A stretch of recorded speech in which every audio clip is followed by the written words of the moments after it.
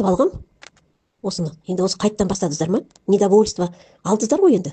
Ешкім сіздерді неткен жоқ, қинаған жоқ, алдыңыздар ғой. Енді соны пайдалансаңыздаршы. Қаншама нәрсе беріліп тұр, үлкен байлық қой анау.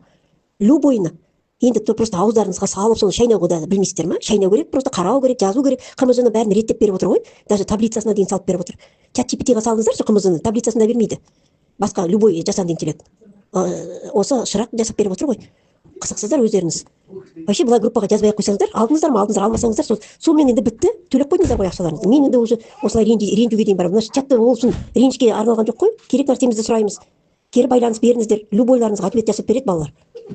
Ешқандай туыстығым, таныстығым жоқ. Мен де бір баяғы жерде, бұрынғы жерде бір ауылда істейтін мұғаліммін. Бірақ үйреніп алдым. 60-ға келді жасым, міне үйреніп алдым бәрін. Шырақ болды, шырақ айды күнде пайдаланамын, сабағыма пайдаланамын. Ана ең бірінші видеосын қарап аламын да, содан кейін ойындарын ойластырамын. Балаларым өте риза, өзім довольны. Одан артық не керек? Мақала десе мақала жазып береді, эссе десе эссе жазып береді, тақырып керек болса тақырып жазып береді.